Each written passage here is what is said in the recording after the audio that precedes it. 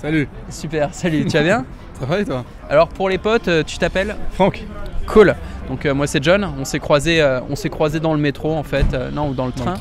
Genre de TGV ukrainien, super classe, avec des toilettes de luxe, on s'en fout. Non, sans déconner, il m'a impressionné moi le TGV ukrainien. Ouais, il y a des gens qui passent devant, on est dans la rue. Donc, petite interview, j'ai affaire ici à un Français qui vit en Ukraine depuis un certain temps, depuis combien de temps? Avec des interruptions, en gros, j'ai vécu 4 ou 5 ans à peu près en Ukraine. Ok. Et un mec qui parle couramment russe, qui parle super bien russe, qui parle même un peu ukrainien. Tu peux. Как дела, чувак? C'est хорошо. А у тебя как? Tu vois, là je comprends déjà plus rien. Non, si il me demandait toi comment tu vas. Non, je l'ai entendu négocier avec un taxi, il parle super bien le russe. Vas-y Franck, raconte-nous comment ça se fait que tu es venu vivre en Ukraine? Je suis venu vivre en Ukraine, en fait, ça remonte à très longtemps. Tout a commencé en 2000, en réalité. En 2000, j'ai eu un voyage d'échange scolaire en Ukraine. Et depuis, je ne peux pas trop l'expliquer, mais j'y suis toujours revenu. Je suis revenu quelques années plus tard pour faire un stage, puis un deuxième stage. Ensuite, j'y suis retourné pour travailler à Donetsk pendant 2 ans et demi. J'ai quitté cette ville, mais entre-temps, j'ai rencontré la femme de ma vie que j'ai épousée, et donc j'y suis finalement revenu il y a environ 2 ans. Ah non, mais c'est une histoire d'amour. Et pareil, hein, l'Ukraine, je suis venu une fois il y a 5 ans, un peu par hasard, et je suis revenu chaque année, plusieurs fois par an. J'ai pas connu beaucoup de Français que ça a laissé de marbre, ouais, c'est vrai, il y a toujours quelque chose qui les intrigue et qui les séduit. Les compatriotes qui sont allés en Ukraine savent de quoi on parle, mais non, il y a quelque chose en Ukraine, clairement. J'ai vécu, je pense, les meilleures années de ma vie en Ukraine. Ah, des années très très heureuses, à Donetsk précisément. Je crois que c'était une période, justement, c'était mon premier séjour à l'étranger, mon premier vraiment séjour post à l'étranger en fait, où j'ai commencé à bosser. Et il y avait un peu de l'excitation, de la nouveauté, un peu d'insouciance, et je crois que c'était des années très très heureuses. Et aujourd'hui, alors c'est difficile de parler de l'Ukraine et de dire que je suis vraiment bien en Ukraine quand on considère la situation actuelle. On en parle tout le temps, c'est partout à la télé, c'est partout, je veux dire, la moindre conversation avec n'importe quelle personne ici, que ce soit français ou ukrainien, on parle de ça, de la guerre. Donc disons que ces derniers temps, c'est un petit peu moins rigolo. Et ta femme, tu m'as dit qu'elle venait de Donetsk, donc elle a de la famille là-bas forcément, oui. Et elle vit directement le conflit. Tu peux m'en parler un peu? Qu'est-ce qu'on peut dire? Disons qu'il y a la famille, il y en a qui ont tout de suite fui la guerre, il y en a qui ont soutenu les séparatistes, et il y en a qui n'ont pas grand-chose à voir dans cette histoire, mais qui ne veulent pas quitter leur ville natale. Donc c'est tout simplement, ma femme vient de Donetsk, elle a une grande famille à Donetsk, et il y a plein de monde avec des visions différentes. Ouais. T'as des questions plus précises sur le sujet? Ouais, par exemple tout à l'heure au téléphone tu m'as dit que on pouvait pas se retrouver chez toi parce que ce soir t'hébergeais une réfugiée du Donbass. Oui, c'était pour plaisanter. C'est une réfugiée du Donbass, effectivement, c'est le cas. C'est la cousine de ma femme. Okay. Qui est étudiante et qui a fui en Biélorussie pendant quelques mois. Et là, elle est revenue à Kiev. On l'a aidée à venir pour continuer ses études et voilà, et jusqu'ici, tout se passe bien. Ouais, donc c'est à moitié pour plaisanter, quoi. C'est pas pour ça qu'on n'est pas allé chez toi, mais... c'est pour ça qu'on n'est pas allé chez moi, parce qu'elle est là, mais c'est pas vraiment une réfugiée, dans le sens, c'est pas une réfugiée, c'est la cousine de ma femme, quoi. Voilà, c'est ça. Ouais, mais elle a vraiment fui, quoi. Ah oui, bien sûr, oui, mais enfin, elle a fui avec sa famille a fui, ouais. Enfin, ils ont fui Donetsk, bien sûr. Enfin, comment veux-tu faire? Quand tu as une famille, tu es responsable de ta famille, c'est la guerre. Bon, je veux dire, faut prendre des dispositions. Il reste plus personne là-bas? Famille, tu m'as dit qu'il y a des anciens qui restaient sur place ou qui, malgré tout... Là, actuellement, même les anciens ont foutu le camp. On a réussi à les convaincre. Ça a été très long. Enfin, je veux dire, depuis le début de cette guerre, depuis le début des événements, il y a eu beaucoup de discussions, de crises d'hystérie. Finalement, tout le monde est parti. Ça va. Là, au début, ils voulaient pas, quoi. Il y en avait qui voulaient pas, qui refusaient tout simplement parce qu'ils considéraient que voilà, c'est ma ville, c'est là que je vis et quelque part ces séparatistes, je les emmerde. Les Ukrainiens aussi d'ailleurs, enfin l'armée ukrainienne, je les emmerde aussi, j'emmerde tout le monde, je suis chez moi. Bah écoute, on va passer à la seconde partie, c'est-à-dire les questions des compatriotes.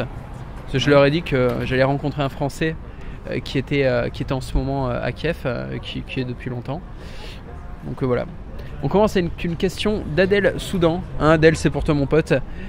Les Ukrainiens sont-ils au courant des problèmes économiques de l'Europe? En gros, est-ce qu'ils croient au rêve européen, un peu comme on croirait au rêve américain?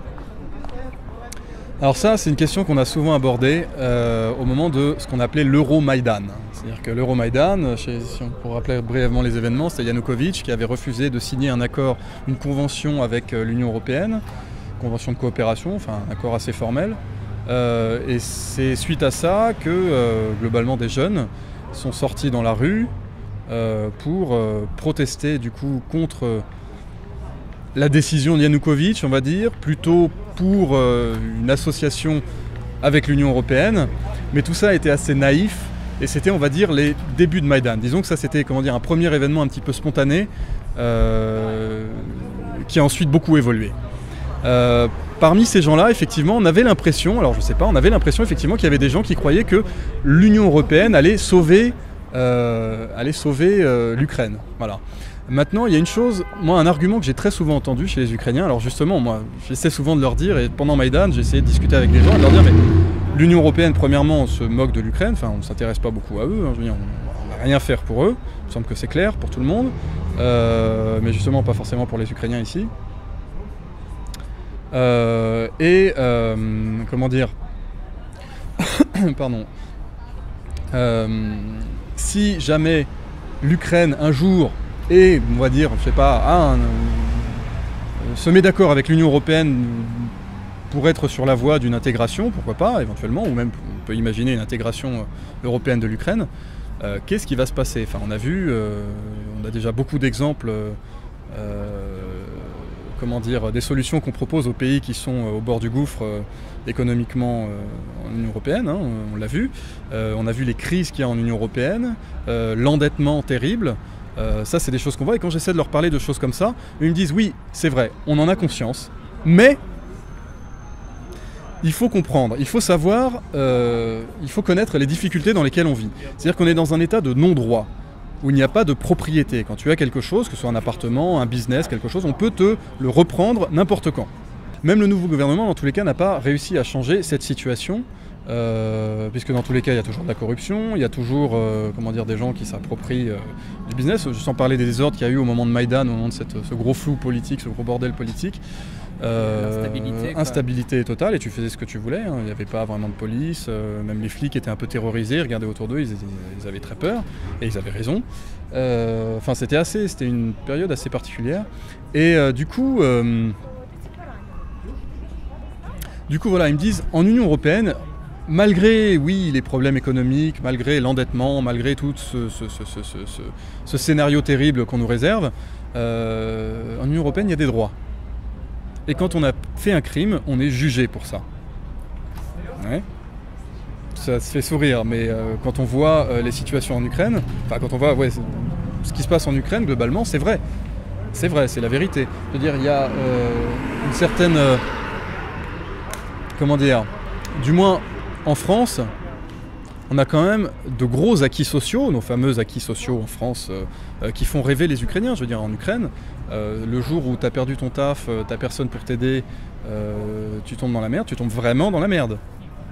En France, on peut t'aider, l'État t'aide. Je compare un truc à la con. L'État se désolidarise totalement et te laisse complètement, je veux dire, peut te laisser crever dans la rue, quoi. Je veux dire, c'est ça, et même quand tu as quelque chose, on peut te l'enlever et te faire crever. Tu vois, sans aucun droit. C'est-à-dire que tu es propriétaire, tu as des papiers avec le tampon signé par voilà, un notaire, signé par je sais pas quel service de je sais pas quel ministère, on te l'enlève. Il n'y a aucune instance pour défendre tes droits. Ou un truc basique, en France il y a les retraites, ici les vieux, genre les grands-mères, elles sont dans la rue en train de vendre des fruits et des légumes, mais à l'arrache, elles n'ont pas des stands, elles ont un sac plastique à leurs pieds et elles te tendent leurs petites marchandises, des trucs, c'est de la survie quoi. Ouais. Et ça on l'imagine pas en France. Ah non, on l'imagine pas, non, déjà je pense qu'en France pour vendre quelque chose sur la rue il faut avoir une licence ou quelque chose, une autorisation. Ici c'est un peu chaotique, ouais. Les clopes à l'unité, les babouchkas, donc les grands-mères qui ont leur potager et qui font 50 km tous les jours pour venir vendre des carottes et des tomates sur le marché ou dans la rue ou dans le métro. Ouais, bien sûr. Ouais. Et t'en as beaucoup, beaucoup, t'en vois partout, quoi. Énormément, c'est des personnes âgées aussi qu'on voit concierges. Chez moi, par exemple, dans mon appartement, il y a des femmes âgées, concierges, qui devraient être à la retraite déjà en train de glandouiller après une vie passée à travailler. Elles sont fatiguées, tu le vois, mais elles doivent bosser, elles n'ont pas le choix. Quand je dis âgé, 70 ans plus, oui, quoi. Oui, bien sûr, carrément. Y a-t-il un moyen pour que Poutine nous aide aussi à reprendre notre pays? J'en sais rien du tout. Moi, j'étais assez J'étais assez enthousiaste pendant un moment à certains aspects de la politique de Poutine, notamment au niveau international, le fait que sur certaines choses j'étais assez d'accord avec lui. Enfin, moi j'aime beaucoup, je collectionne les vidéos d'ailleurs où il envoie un petit peu bouler des représentants européens, comme la fois où il a dit voilà, si vous êtes un islamiste extrémiste, on vous poursuivra jusque dans les chiottes. Et on vous butera dans les chiottes. Des trucs comme ça, si vous êtes un extrémiste islamiste, venez à Moscou, on a des chirurgiens très très compétents et ils vous feront la circoncision d'une telle manière que plus rien ne repoussera à cet endroit. C'était devant des représentants européens, il y a eu un gros silence, personne n'a bronché, enfin, c'est assez exceptionnel. Donc il y a des moments comme ça qui montrent que Poutine, voilà, sur la scène internationale, alors outre ces petits jeux de mots effectivement, c'est quelqu'un qui a, voilà, il est punchline, mais c'est quelqu'un aussi qui a su, redonner une importance de premier plan à la Russie, à son pays, au niveau international. Alors que dans les années 90, c'était un petit peu avec Helsinki qui était le joujou des Américains. Poutine a redonné son indépendance à la Russie. Donc oui, par rapport à ça, moi j'aimerais bien qu'on ait quelque chose comme ça en France. Maintenant, ces derniers temps, avec les derniers événements en Ukraine, je ne le comprends plus, Poutine. Et mon point de vue sur lui, sur sa politique, a complètement changé. Sur la façon dont il a repris la Crimée, premièrement. Ça, je veux dire, c'est pour le coup, pour un homme qui est toujours assez viril dans sa façon de faire, là pour le coup il a fait une fourberie terrible que je ne comprends pas. Dans sa façon de soutenir à demi-mot les séparatistes contre le gouvernement de Kiev, qui est mine de rien élu. Il n'y a pas d'illégitimité, il est totalement légitime ce gouvernement, il a été élu par le peuple, avec un score dont beaucoup d'Européens rêveraient. Je veux dire, je comprends pas, je vois pas ce qu'il veut faire. Alors on a souvent cette vision en Russie de dire voilà, les Ukrainiens c'est nos petits frères, on parle de la petite Russie pour l'Ukraine, même si c'est pas tout à fait vrai. Mais je confirme. C'est pas comment dire la petite Russie, bon. On parle de la petite Russie, on dit voilà, c'est nos frères, et on veut en prendre soin. Déjà, vu des derniers événements, les Kieviens en tout cas disent dégagez, on n'a pas besoin de vous, vous devez prendre soin de nous, qu'est-ce que c'est que cette histoire, foutez-nous la paix. Voilà. Simplement, moi je pars du principe que quand on se considère comme un grand frère et que on a un petit frère qui est en crise, on va plutôt l'aider et non pas lui prendre un bout de Crimée, un bout de Donbass et soutenir des conflits armés pour faire un gros conflit qui amène de plus en plus de victimes dans ce pays. Je veux dire, si la Russie était vraiment le grand frère de l'Ukraine, il l'aiderait plutôt à sortir de la crise et de la guerre, il me semble. Enfin, c'est des choses élémentaires, mais plutôt que d'attiser les haines et d'attiser la guerre, il me semblerait qu'il serait plutôt à tempérer. Or, c'est pas du tout le cas. Ils soutiennent les séparatistes, et du coup, je ne comprends pas très bien. Et je ne vois pas très bien, du coup, en quoi on va dire ce Poutine-là pourrait être un modèle pour la France. Je vois vraiment pas. Moi, je trouve ça assez moche. Voilà. C'est une question de Avanon pour la paix. Il te demandait, tu connais BHL? Non. Personnellement, tout ça. Personnellement, mais personnellement, non. Et sinon, oui, bien sûr, je le connais. Oui. Ah, okay. Tu me racontais une anecdote sur lui il y a pas longtemps. Tu me parlais de la manière qu'il a de se présenter. T'avais un pote qui l'a rencontré? J'ai un pote qui l'a rencontré à Odessa, parce qu'il a fait une pièce à Odessa. Donc, il a offert une pièce de théâtre à la ville d'Odessa, majestueusement. Alors, il paraît, moi, j'y étais pas. C'est mon ami d'Odessa qui m'a dit que. Pardon, ouais. Qui m'a dit que il a fait un discours sur scène avant donc, la représentation théâtrale dans lequel il sortait toutes les cartes de visite. C'est-à-dire qu'il balance, oui, donc j'ai rencontré ce matin le président Poroshenko, la semaine dernière avec le président Hollande, je connais un tel. Il se présente d'une manière super brutale en donnant un petit peu toutes ses connaissances genre placées. Sur scène avant de commencer le spectacle. C'était son discours avant de commencer le spectacle. C'est son intro avant de monter sur scène, le mec il est là, bon, alors... Il a peut-être conscience que, qu'il est pas très connu ici en Ukraine, il n'est pas du tout connu ici en Ukraine d'ailleurs. Et du coup, il se présente. Alors il se présente, voilà, moi je suis pas juste un Français. Moi je suis un Français qui fréquente le président de la République de France, qui a soutenu le président ukrainien dans sa campagne présidentielle. D'ailleurs il y a une photo disponible magnifique dans le jet de Poroshenko avec BHL, chemise ouverte et les cheveux...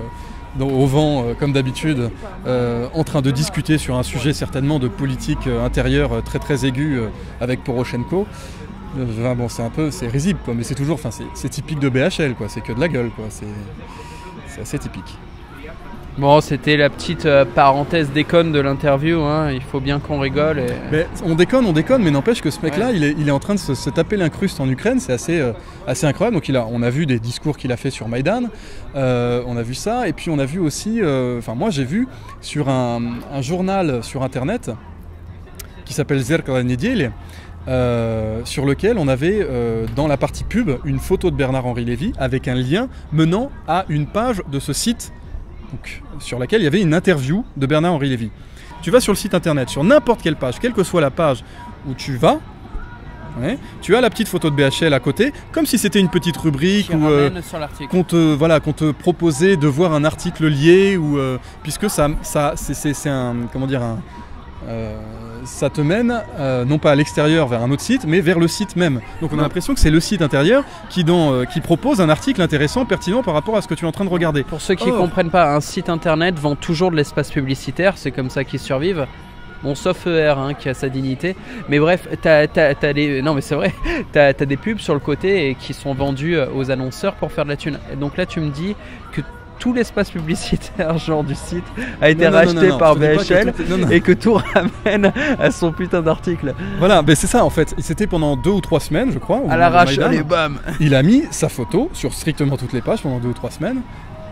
Et voilà, bien. Et c'était un lien sponsorisé et il a casqué pour ça. Et je me demande qui a payé pour ça. Enfin, on va pas se demander trop longtemps. Je pense que c'est assez clair. C'est lui-même qui a casqué pour avoir sa photo et le lien vers son interview. Ce qu'il y a, c'est que, Zerkala Nedeli, c'est un journal très très lu ici. Enfin, je veux dire... Ouais, donc on rigole, mais sérieusement, le mec est en train de nous griller notre réputation de français en Ukraine, quoi. Ça, c'est chiant, c'est super chiant. Une interview à Odessa, que j'ai vu ça à la télé, il a fait une interview télévisée dans laquelle il dit « Oui, voilà, je ne représente pas les élites de Bruxelles. » Alors bon, on sort le truc habituel sur les élites de Bruxelles, la bureaucratie, etc. « Je représente le peuple de France.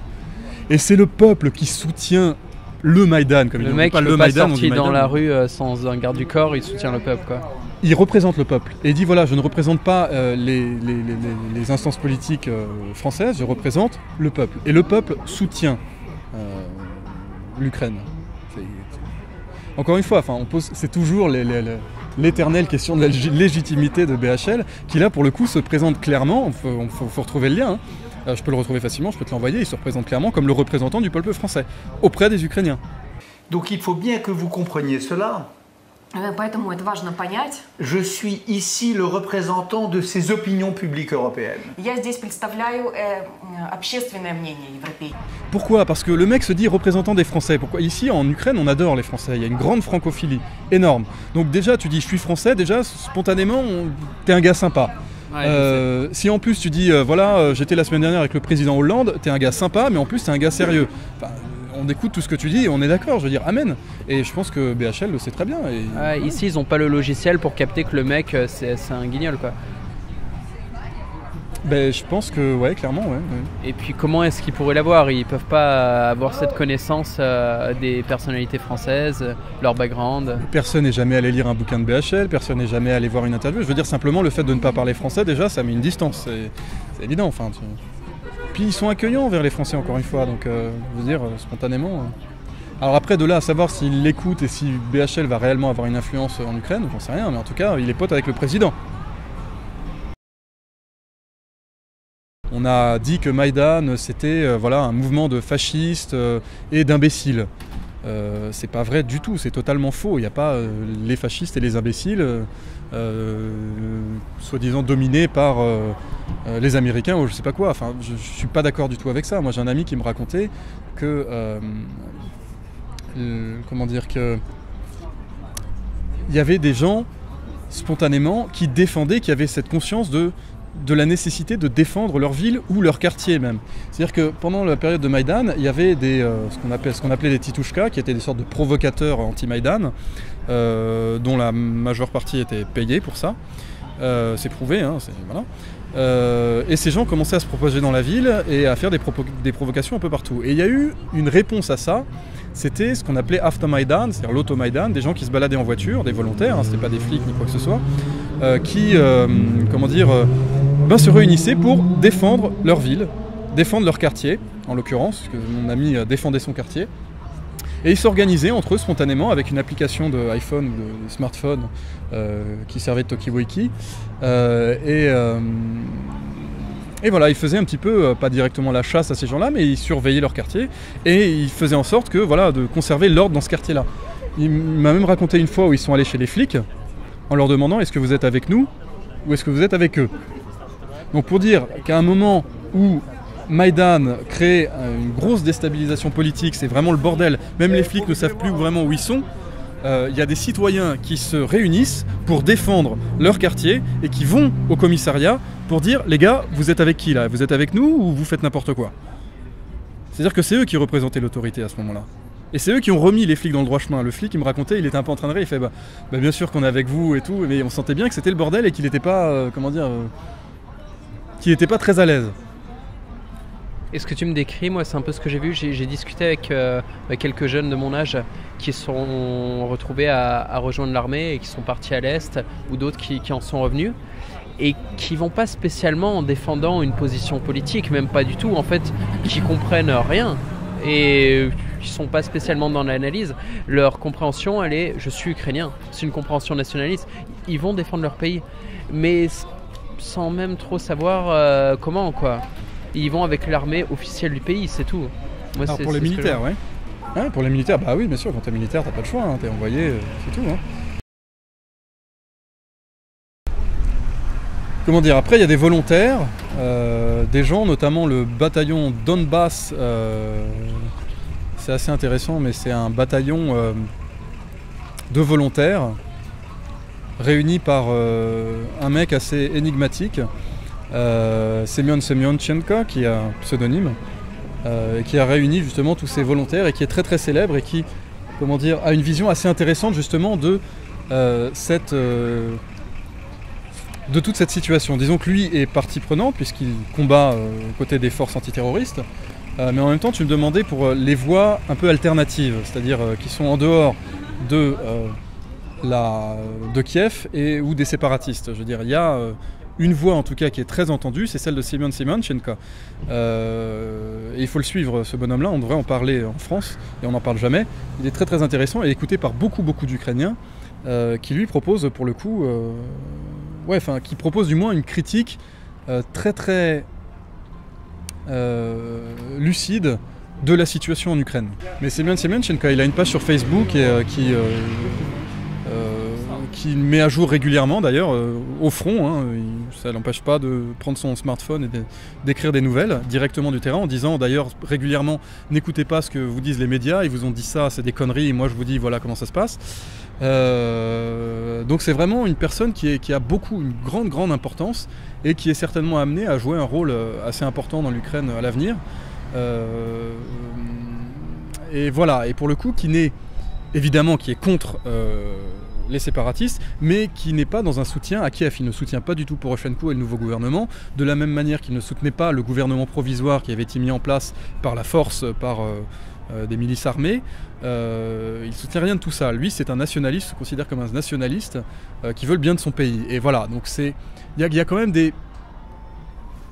au moins cette voix qui est très écoutée et qui commence à gagner de l'importance. Et c'est là où je voulais en venir. Ouais. Moi, c'est ça que j'ai rencontré, des Ukrainiens qui veulent défendre leur pays sans pour autant être avec le nouveau président. Ouais. Et je connaissais même pas le type dont tu es en train de parler, j'ai jamais entendu parler. Mais voilà, il faut... Bon, mais peut-être que ta femme t'aidera à comprendre, mais globalement, il n'y a pas encore de traduction disponible en français. Je pourrais peut-être m'y mettre un de ces quatre, on sait jamais. Mais comment dire... On relaiera. Comment ? On relaiera. Mais pour des interviews, par exemple, pourquoi pas, ouais, ça peut être sympa, pour les sous-titrés. Mais ouais, il faut le connaître, ouais, bien sûr. Il la connaît, c'est une personnalité très très importante en Ukraine actuellement. Ouais. Et c'est pas un gars qui tchatche en costard avec sa chemise ouverte et ses cheveux dans le vent. C'est pas du tout le style. Le mec est sur le front constamment. D'ailleurs, là, il a été blessé. Il a pris un éclat d'obus dans la jambe et il s'est fait opérer. D'ailleurs, tout va bien, il est rétabli, mais il boite encore. Et c'est un mec d'action, quoi. Et donc, du coup, évidemment, il acquiert une certaine crédibilité au niveau du peuple. Et puis il a des idées intéressantes, quoi. Ouais, il est légitime, quoi. Il est super légitime, ouais. Ouais. Clairement. Ok, on va finir là-dessus. Au moins, ça donne une source, ça donne un espoir de source fiable, et puis peut-être un espoir pour l'Ukraine, parce que bon, c'est ça qu'on cherche aussi, quoi. On est tous ceux qui aiment l'Ukraine essayent d'espérer, de voir comment ça pourrait se terminer positivement. Ouais, évidemment, on espère tous que ça va se terminer positivement. Ouais. Enfin, moi, honnêtement, pas de pronostic, hein, mais c'est quand même sacrément mal barré. Hein. Ouais, d'habitude, je fais des vidéos de bonne humeur, tu vois, avec un grand sourire. Merde, désolé. Ouais. Mais non, mais voilà, c'est la réalité. En même temps, tu veux parler de l'Ukraine, en ce moment, c'est dur, quoi. Donc, ça sera une fin un petit peu moins marrante que d'habitude. Ouais. Bon, mais encore une fois, merci Franck pour cette interview. Ciao. Ciao.